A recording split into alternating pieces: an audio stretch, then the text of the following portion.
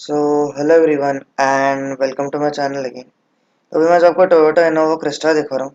ये इनोवा का 2022 का मॉडल है। पहले आप कार अच्छे से देख लो, मैं आपको वॉक अराउंड करके दिखा देता हूँ। ऐसे इस कार के डायमेंशंस की बात कर लेते हैं। तो वही सबसे पहले मैं आपको इस कार की लेंथ के बारे में बताना चाहता हूँ। तो इस कार की लेंथ है 4735 एम की इसकी लेंथ है। वेट की बात करें तो 1830 एम की इसकी वेट है। हाइट की बात करें तो 1795 एम की इसकी हाइट है। ग्राउंड क्लियरेंस की बात करें तो 178 mm का इसका ग्राउंड क्लियरेंस है, जो कि प्रैक्टिकल है। मैं इस कार को खुद यूज करता हूँ, तो भाई ये कार आसानी से बड़े बड़े स्पीड ब्रेकर और पॉटहोल से पास हो जाती है। तो ये कार की वैसी ओवरऑल लुक हो गई। अब मैं आपको डिटेल में बताता हूँ आपको इस कार में क्या क्या मिलता है। सबसे पहले हेडलाइट से शुरुआत करते हैं। तो वही इसका कुछ ऐसा हेडलाइट सेटअप है। इसमें आपको कोई डीआरएल नहीं मिलती, जो कि मिलनी चाहिए थी। यहाँ पर आपको लो बीम पे प्रोजेक्टर एचआईडी मिल जाता है, जिसमें आपको व्हाइट लाइट मिलती है। और आपको हाई बीम के लिए हाइलोजन बल्ब मिल जाता है, जिसमें आपको येलो लाइट मिलती है। यहाँ पर आपको 4 एलईडी मिल जाती है पार्किंग लाइट के लिए। नीचे की तरफ चले तो यहाँ पर आपको इंडिकेटर मिल जाता है बम्पर पे। इसका पहले से डिजाइन अलग है और ये हैलोजन मिलता है, आपको बताया तो। यहाँ पर आपको फॉग लैंप मिल जाता है, जो कि एलईडी है। अब मेरे ओपिनियन में हैलोजन होता तो ज्यादा बेटर होता, क्योंकि हैलोजन लाइट फॉग कंडीशंस में ज्यादा कामयाब है। बीच की बात करें तो यहाँ पर आपको कुछ ऐसी ग्रिल मिल जाती है। बीच में आपको टोयोटा का लोगो मिल जाता है। और इसी के अराउंड ग्रिल के अराउंड आपको थोड़ा सा क्रोम भी मिल जाता है। बम्पर पे आपको स्किड प्लेट भी मिल जाती है। तो ये बात हो गई फ्रंट से। अब मैं आपको साइड में ले चलता हूँ और डिटेल में जाने से पहले आपको बता दूं, ये कार आपको 3 वेरिएंट्स में ऑफर की जाती है। तो सबसे पहले इसका बेस वेरिएंट है जी, उसके बाद वी, उसके बाद जेड। तो भाई मैं आपको इसका मिड वेरिएंट वी दिखा रहा हूँ। अगर मैं आपको इस वेरिएंट की एक्स-शोरूम कीमत की बात करें तो 20,95,000 इस वेरिएंट की एक्स-शोरूम की कीमत है। अब डिटेल में चलते हैं, तो मैं आपको इसका ओआरवीएम दिखा देता हूँ। तो इसका कुछ ऐसा अच्छा खासा बड़ा ओआरवीएम है, जिसमें आपको व्यू भी प्रॉपर मिलता है। इसी पे आपको इंडिकेटर मिल जाता है। इसमें आपको क्रोम नहीं मिलता। अगर आपको इस पे क्रोम चाहिए तो आप इसके ऊपर वाले वेरिएंट जेड भी ले सकते हैं। आप आफ्टर मार्केट भी लगा सकते हो। ये आपको इलेक्ट्रिकल एडजस्टेबल और फोल्डेबल भी मिल जाता है। फोल्डेबल आपको बेस वेरिएंट में नहीं मिलता, लेकिन वहां पर आपको एडजस्टेबल मिल जाता है।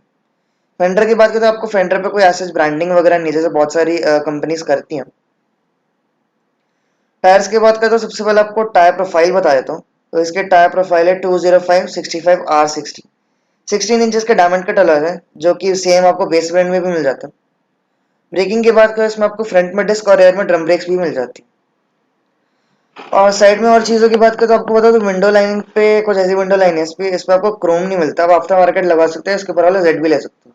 लेकिन आपको Chrome door handles with keyless entry आपको इस वेरिएंट में मिल जाती है। ऊपर आपको कोई रूफ रेल्स नहीं मिलती है इनोवा के किसी भी वेरिएंट में। आप आफ्टर मार्केट लगवा सकते हो, लेकिन मेरे ओपिनियन में उसकी जरूरत नहीं है। उसके बिना भी कार अच्छी दिखती है। ऊपर आपको एक शार्क फिन एंटेना भी मिल जाता है। पीछे की बात करें तो आपको बता दो, आपको इस वेरिएंट में reverse parking camera, rear foglight, reverse parking sensors, जैसे एक rear wiper, defogger, high stop lamp और एक रेयर स्पॉइलर आपको इस कार में मिल जाता है। टेल लैम्प सेटअप की बात करें तो भाई इसका कुछ ऐसा टेल लैम्प सेटअप है। ये पूरा का पूरा हैलोजन आपको बता दूं। और आपको बताइए पूरे तीनों के तीनों वेरिएंट्स में आपको सेम मिलता है। यहाँ पर आपको मेन टेल लाइट मिल जाती है, जो कि पार्किंग लाइट ऑन करती ये भी ऑन हो जाएगी। यहाँ पर आपको इंडिकेटर मिलते हैं। यहाँ पर आपको रिवर्सिंग लाइट्स, बीच में टोयोटा का लोगो, इनोवा क्रिस्टा की बैजिंग नंबर प्लेट की जगह। और यहाँ पर आपको इंजन की और वेरिएंट की बैजिंग मिल जाती है। तो मैं आपको बता दिया, इसका पेट्रोल वेरिएंट है। डीजल की बुकिंग अभी बंद की हुई है। मेरे को रीजन नहीं पता। मेरे को रीजन पता चलेगा तो मैं आपको अपडेट कर दूंगा। अगर यहाँ पर ये डीजल वेरिएंट होता तो यहाँ पर आपको 2.4 की बैजिंग मिलती है। लेफ्ट साइड में चले तो यहाँ पर आपको एक फ्यूल फिलर कैप मिल जाती है। यहाँ से अपना पेट्रोल डलवाओगे। फ्यूल टैंक कैपेसिटी की बात करें तो 65 लीटर्स की इसकी फ्यूल टैंक कैपेसिटी। अब मैं आपको इसका बूट स्पेस दिखा देता हूँ। तो भाई इसका कुछ ऐसा बूट स्पेस है, जो तीनों रोज ऊपर होने के बावजूद। अब मैं आपको, तो मैं इस कार को खुद ओन करता हूँ भाई, इसमें आप आराम से 3 मीडियम साइज के सूटकेस रख सकते हो। मैंने बहुत लंबे लंबे ट्रिप्स मारे, तो भाई सामान रखने में कोई प्रॉब्लम नहीं होती। यहाँ पर आपको एक हेडरेस्ट मिल जाता है। अभी हेडरेस्ट क्यों मिलता है मैं आपको बता देता हूँ। तो ये हेडरेस्ट आपको यहाँ पर लगाने के लिए मिलता है। अब उससे पहले आपको कॉन्फ़िगरेशन बता देता हूँ। सबसे आगे दो, सेकंड रो में दो और सबसे पीछे दी। तो जो बंदे यहाँ पर बीच में बैठेगा उसके लिए यहाँ पर आपको हेडरेस्ट मिल जाता है। इसके अंदर आपको आपकी टूल किट मिल जाती है। यहाँ पर आपको एक बूट लैम्प मिल जाता है और यहाँ पर आपको एक हुक मिल जाता है। अब ये हुक इसलिए दिया गया, सपोज करो कि आपकी सीट बेल्ट कट कट की आवाज कर रही है। तो आप इस सीट बेल्ट को इस हुक में इस तरह से लगा के आप उस कट कट आवाज को टाटा बाय बाय भी बोल सकते हो। ये हुक्स आपको दोनों साइड और सेकंड रो में भी आपको ये मिल जाता है। और चीजों की बात करें तो यहाँ पर आपको एक कवरिंग मिल जाती है। इसकी क्वालिटी मैं कहूँगा ठीक ही है, मतलब ज्यादा अच्छी नहीं है। और आपको बताइए एक माइनर सा फ्लेक्स भी होता है, जिससे आपको कोई सामान अटक रहा तो ये आसानी से आ जाए। यहाँ पर आपको एक हैंडल भी मिल जाता है, इसको आप पकड़ के इस तरह से बोट को बंद भी कर सकते हो। इसमें आपको इलेक्ट्रिक टेलगेट ओपनर नहीं मिलता फॉर्च्यूनर की तरह। तो ये बात होगी कार के बाहर से, मैं आपको अंदर ले चल के दिखाता हूँ आपको इस कार में क्या क्या मिलता है। तो भाई मैं आपको बता, इस कार में इजीली वॉक इन करके बैठ सकते हो, फॉर्च्यूनर की तरह नहीं कि इसमें आपको चढ़ के बैठना पड़ता है। तो मैं कार के अंदर आ गया, तो सबसे पहले सेफ्टी कर लेते हैं। तो इसमें आपको 3 एयरबैग्स मिल जाते हैं। अब 3 एयरबैग कैसे? एक यहाँ पर आपको ड्राइवर के लिए एक एयरबैग मिल जाता है, एक यहाँ पर आपको को पैसेंजर के लिए एक एयरबैग मिल जाता है, और यहाँ पर आपको एक ड्राइवर नियर एयरबैग मिल जाता है, जिसकी प्लेसमेंट मैंने आपको फॉर्च्यूनर की वीडियो में भी दिखाई थी। अगर आपने वो वीडियो नहीं देखी तो मैं उसका लिंक आई बटन में डाल देता हूँ, अब वो वीडियो भी जरूर देख सकते हो। और सेफ्टी फीचर्स की बात करें, इसमें आपको एबीएस, ईबीडी, ट्रैक्शन कंट्रोल को ऑफ भी कर सकते हो यहाँ से। और सेफ्टी फीचर्स की बात करें, इसमें आपको vehicle stability control, electronic stability program, brake assist और impact sensing auto wheel out feature भी मिल जाते हैं, जिसमें कार अगर इम्पैक्ट डिटेक्ट करती है तो कार ऑटोमेटिकली अनलॉक भी हो जाएगी। और बिल्ड क्वालिटी की बात करें तो भाई इस कार की बिल्ड क्वालिटी बहुत स्ट्रांग है। अपने इनोवा के बहुत सारे एक्सीडेंट्स देखेंगे जिसमें कार अपने पैसेंजर्स को सेफ रखने में कामयाब रहती है। तो ये बात हो गई सेफ्टी की। अब मैं आपको इसका इंस्ट्रूमेंट क्लस्टर दिखा देता हूँ। तो भाई अब मैं आपको बता दूं, डिटेल में जाने से पहले ये आपको पूरा का पूरा एनालॉग मिलता है। डिजिटल हो सकती थी, लेकिन एक चीज बताओ, अब मैं आपको इसको इग्निशन पे करके दिखाता हूँ, तो आप भी नहीं बोले कि भाई डिजिटल क्यों नहीं थी, आपको उससे कोई प्रॉब्लम होगी। भाई मेरे को भी आज कोई प्रॉब्लम है नहीं, अच्छी दिखती तो मैं ये कहूंगा नहीं कि डिजिटल क्यों नहीं थी। तो भाई इसकी इंस्ट्रूमेंट पैनल को जैसी इग्निशन भी दिखती है। आप लोग भी प्लीज मेरे को कमेंट सेक्शन में बताना कि आपको ये कैसी लगती है। अब मैं आपको पर्सनल ओपिनियन बताऊँ, मेरे को फॉर्च्यूनर से ज्यादा बेटर लगती है कि भाई आप खुद ही बताओ इसके ब्लू डायल्स भाई कितना प्रीमियम, कितना रॉयल फील कराते हैं। तो इसकी टैगलाइन है लग्जरी मीट्स पावर, तो भाई वो लग्जरी टच देने की तो कोशिश की है टोयोटा ने। डिटेल में बात कर लेते हैं आपको क्या क्या मिलता है इस इंस्ट्रूमेंट पैनल में। तो यहाँ पर आपको एक टैकोमीटर मिल जाता है 8000 आरपीएम तक, इसमें मार्किंग है। जैसे कि पेट्रोल वेरिएंट है तो इसमें आपको 8000 आरपीएम तक मार्किंग मिल जाती है। डीजल होता है तो यहाँ पर आपको 6000 आरपीएम तक मार्किंग मिलती है।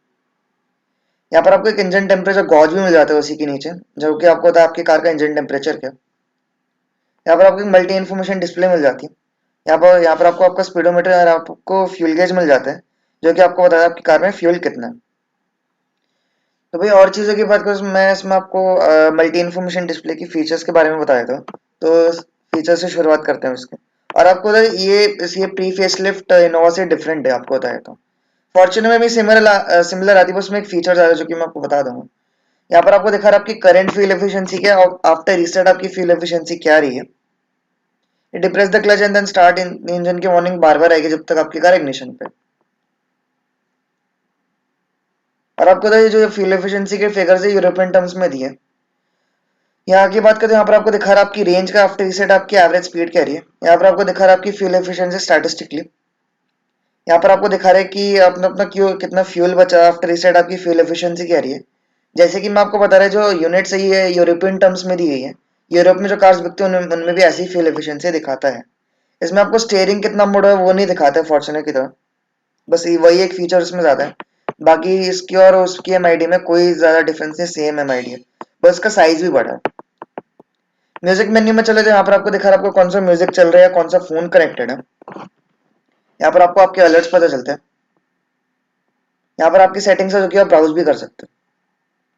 तो भाई और चीज़ों की बात करें मल्टी इन्फॉर्मेशन डिस्प्ले में, तो यहाँ पर आपको आउटसाइड टेम्परेचर भी दिखाता है, ये आउटसाइड टेम्परेचर दिखा रहा है। यहाँ पर आपको ओडोमीटर, ट्रिप कंप्यूटर और यहाँ से ब्राइटनेस भी कंट्रोल कर सकते हैं। इस पैनल को आप इस डंडी से कंट्रोल कर सकते हो। आप इसकी ब्राइटनेस भी कंट्रोल कर सकते हो, अगर सपोज कर आपको रात में चलाने में दिक्कत हो रही है इसकी ब्राइटनेस की वजह से, तो अपनी कन्वीनियंस के अनुसार आप उसको कम ज़्यादा भी कर सकते हो। तो ये बात हो गई इंस्ट्रूमेंट पैनल की, कुछ ऐसा इंस्ट्रूमेंट पैनल दिखता है। अब मैं आपको इसका स्टीयरिंग व्हील दिखा देता हूँ। तो भाई आपको यहाँ पर एक 4 स्पोक स्टीयरिंग व्हील मिलता है, जो कि आपको टिल्ट एंड टेलीस्कोपिक एडजस्टमेंट के साथ मिलता है। ड्राइवर सीट की बात करें, इसमें आपको 6 वे इलेक्ट्रॉनिकली एडजस्टेबल ड्राइवर सीट भी मिल जाती है। इसको आप 6 तरीके से इलेक्ट्रिकली एडजस्ट भी कर सकते हैं। और चीज़ों की बात करते हैं, यहाँ पर आपको एक लेदर आप स्टीयरिंग व्हील मिल जाता है। इसकी ग्रिप भी अच्छी है और क्वालिटी भी अच्छी है, क्वालिटी मेरे को कोई शिकायत नहीं लगी। यहाँ पर आपको एक वुडन फिनिश भी मिल जाती है, और यहाँ पर आपको एक सिल्वर फिनिश भी मिल जाती है, और यहीं पर ही आपको स्टीरियो के कंट्रोल्स भी मिल जाते हैं। यहाँ पर आपको टेलीफोनिक कंट्रोल्स मिल जाते हैं, फोन उठाने का काटने का। बीच में टोयोटा का लोगो, एसआरएस एयरबैग की बैज है। और यहाँ पर आपको इंस्ट्रूमेंट क्लस्टर के कंट्रोल्स भी मिल जाते हैं।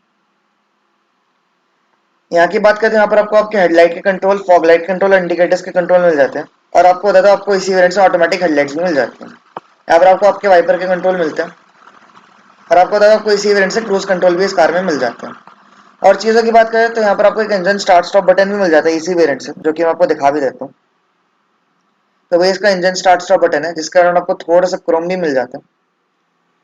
यहाँ पर आपको एक कप होल्डर भी मिल जाता है। अगर आपकी कोई चाय या कॉफी ज्यादा गर्म है, आप उसको थोड़ा सा ठंडा करना चाहते हो, तो आप एसी के सामने उसको इधर रख के ठंडा भी कर सकते हो। यहाँ पर आपको एसी वेंट कराउंड एक सिल्वर फिनिश भी मिल जाती है, और उसी के नीचे आपको वुडन फिनिश भी मिल जाती है। यहाँ पर आपको कोई सॉफ्ट टच मटेरियल नहीं मिलता इस पूरी कार में। इस पूरी कार में आपको हार्ड प्लास्टिक्स मिलता है। और चीजों की बात करते हैं, यहाँ पर आपको एक सिल्वर फिनिश मिल जाती है इस पैनल में, और यहीं पर आपको आपके ओआरवीएम के कंट्रोल भी मिल जाते हैं।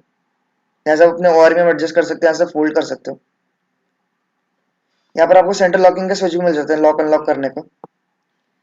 यहाँ पर आपको पावर विंडो का एक स्विच भी मिल जाता है, और आपको चारों power window auto up down feature के साथ मिल जाती है with anti pinch function. Anti pinch function में क्या होता है, अगर आप सपोज करो आपकी विंडो आपने ऑटोमेटिकली ऊपर करने के लिए प्रेस की है, तो अगर आपका हाथ बीच में आता है तो ऑटोमेटिकली हाफ भी डाउन हो जाएगी, जिससे आपको कोई चोट नहीं लगेगी। और चीजों की बात है, यहाँ पर आपको क्रोम डोर हैंडल्स मिल जाते हैं, उसी के अराउंड आपको एक पियानो ब्लैक फिनिश भी मिल जाती है। Chrome door handles premium feel दे रहा है, और आपको बताइए आपको सेम बेस वेरिएंट में भी आपको मिल जाता है। और चीजों की बात करें तो ड्राइवर साइड आर्मरेस्ट में यहाँ पर आपको कुछ ऐसा कपड़ा सा मिल जाता है।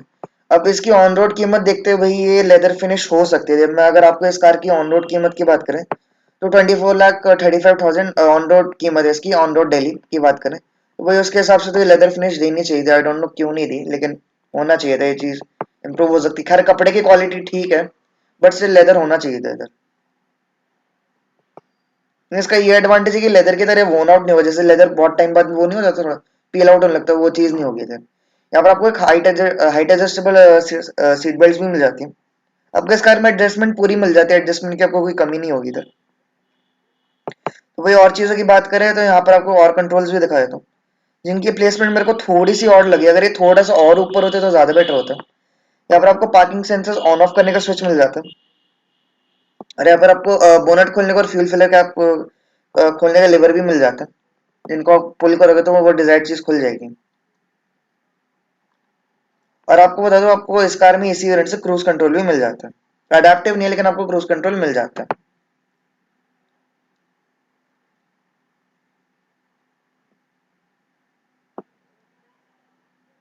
तो भाई ये बात हो गई ड्राइवर साइड की। अब मैं आपको इसके सेंटर कंसोल में ले चलता हूँ।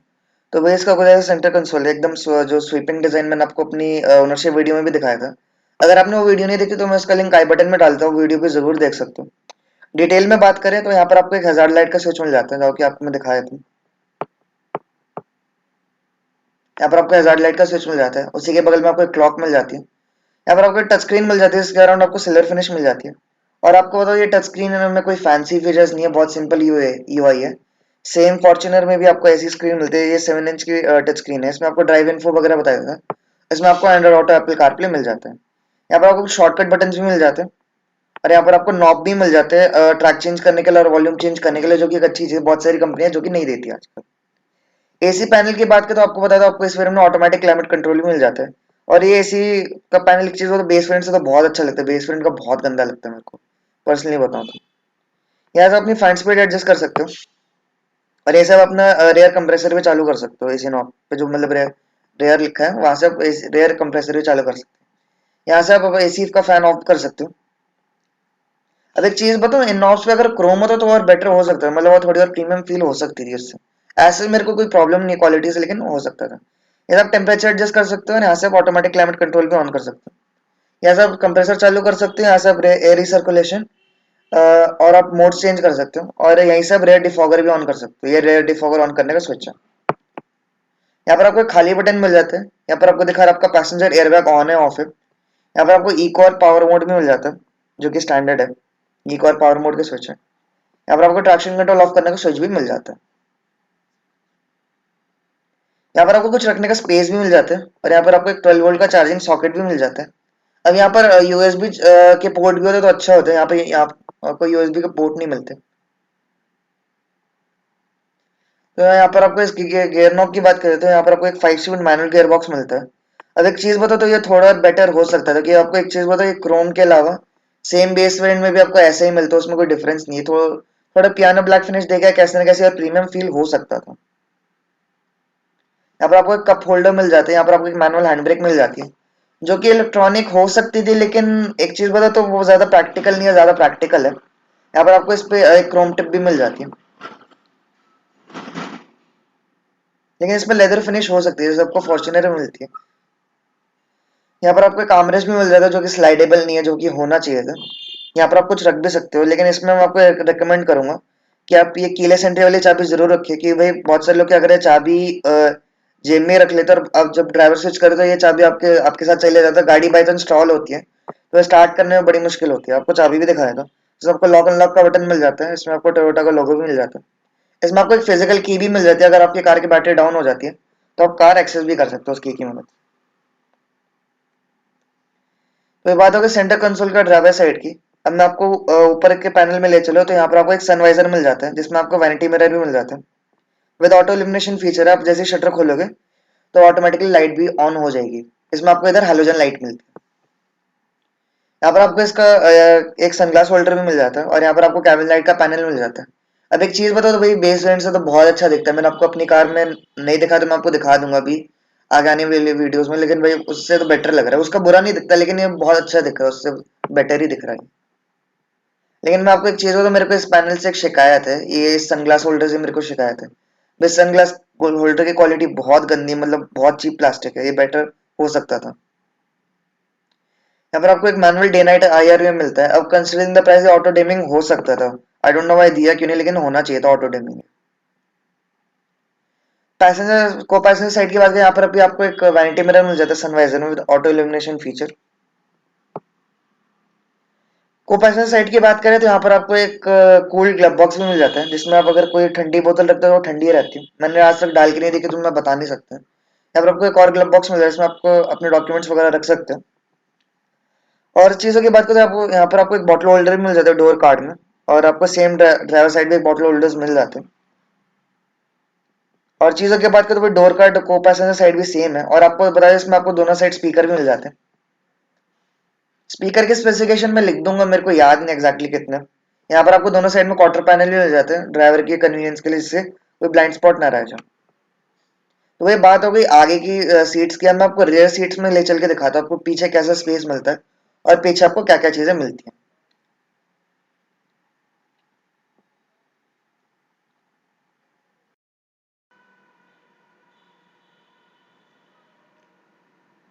हाँ तो भाई मैं इनोवा की सेकंड रो में आ चुका हूँ। अगर मैं आपको बताऊँ तो ड्राइवर सीट जो है मेरे हाइट के हिसाब से एडजस्टेड है, तो मेरी हाइट है 5.9 इंचेस।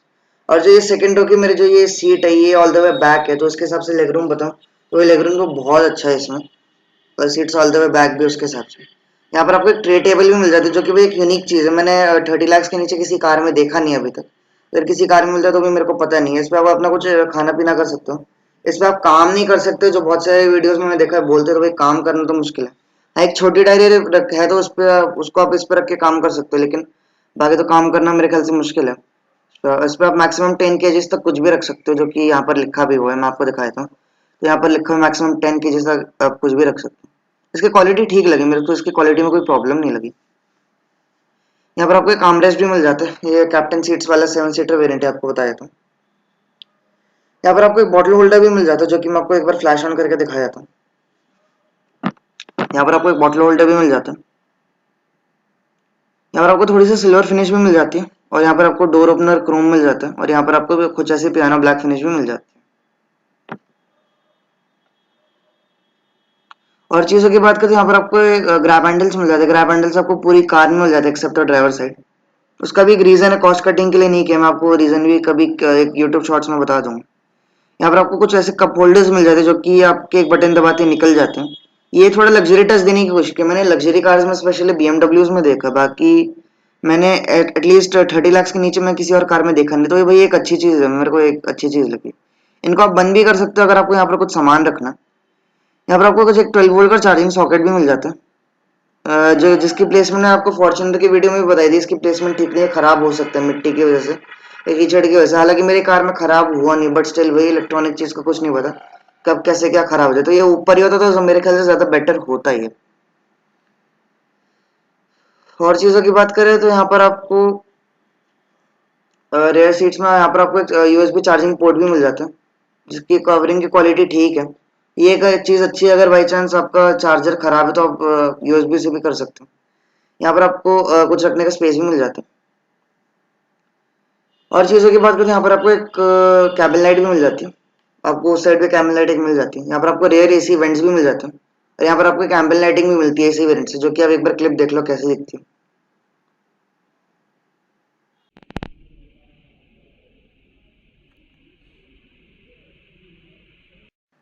हाँ भाई, आप मेरे को कमेंट सेक्शन में जरूर बताना कि आपको ये एम्बल लाइटिंग कैसी लगी। और चीज़ों की बात करें तो यहाँ पर आपको रेयर एसी इवेंट्स मिल जाते हैं और यहाँ पर आपको उसके रिलेटेड कुछ कंट्रोल्स मिल जाते हैं। आप अगर फैन स्पीड एडजस्ट करना चाहते हो वो भी कर सकते हो। अगर आप चाहते हो आपकी अगर ऑटोमेटिकली पीछे का एसी का टेम्परेचर एडजस्ट करे तो वो भी आप कर सकते हो। और यहाँ से आपको ठंड लग रही है तो आप एसी ऑफ भी कर सकते हो। यहाँ पर आपको एम्बिएंट लाइटिंग के कंट्रोल्स भी मिल जाते हैं और जिसके ब्राइटनेस आप कंट्रोल कर सकते हो। यहाँ पर आपको कैबिन लाइट भी मिल जाती है जो कि मैंने आपको दिखा दी है। यहाँ पर आपको सर के ऊपर भी एक कैबिन लाइट मिल जाती है। तो फिर मैं आपको अब इसके थर्ड रूम में लेकर चल के दिखाता हूँ वहाँ पर आपको क्या क्या चीज़ें मिलती है और वहाँ पर आपको एक कैसा स्पेस मिलता है। और भी आपको एक चीज़ बताओ, मेरे को इसकी third room compare to other cars मेरे को ज़्यादा प्रैक्टिकल लगी।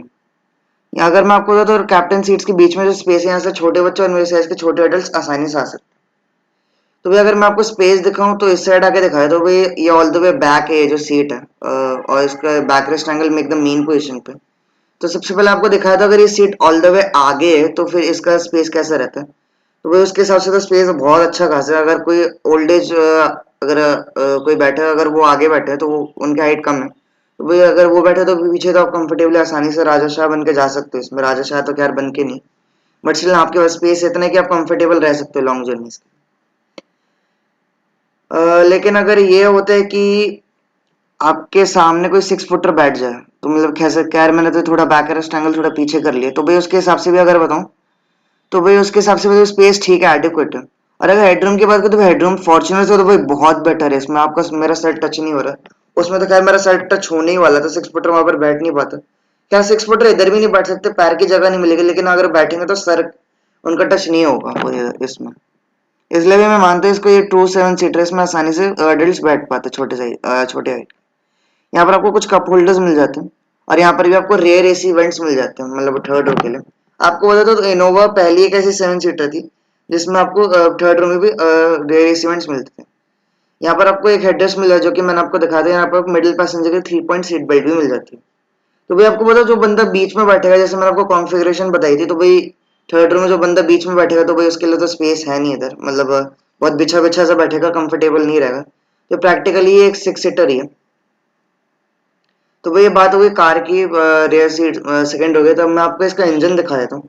तो भाई जैसे कि मैंने आपको बताया इसका पेट्रोल वेरिएंट है, तो इसमें आपको एक 2.7 लीटर का पेट्रोल इंजन मिल जाता है, नेचुरली एस्पिरेटेड। इसको मैं एक बार आपको दिखा भी देता हूँ वो कैसे दिखता है। तो वही इसका ऐसा कुछ ऐसा 2.7 लीटर का पेट्रोल इंजन दिखता है। अगर इसके स्पेसिफिकेशंस की बात करें, इसमें आपको 164 हॉर्स पावर 245 न्यूटन मीटर्स का टॉर्क मिल जाता है। बोनेट पे आपको इंसुलेशन भी मिल जाती है। फ्यूल एफिशिएंसी की बात करें, इसमें आपको 8 kmpl की जो कंपनी क्लेम करती है, तो भाई आप इससे एक्सपेक्ट भी मत करना कि आपको माइलेज निकाल के देगा, कि भाई कंपनी वैसी बहुत कम क्लेम कर रही है इसमें। तो भाई यही थी कुछ वीडियो। उम्मीद करता हूँ आपको वीडियो पसंद है। अगर पसंद आए तो भाई प्लीज अब इस वीडियो को लाइक करें, क्योंकि भाई आपका एक लाइक मेरे को बहुत मोटिवेट करता है। और सही से आपका अगर आपको और ऐसी वीडियो देखनी है तो आप मेरे चैनल को सब्सक्राइब भी कर सकते हो। Thank you so much. अब मैं आपको कल एक वीडियो में मिलता हूँ। Okay bye, good night.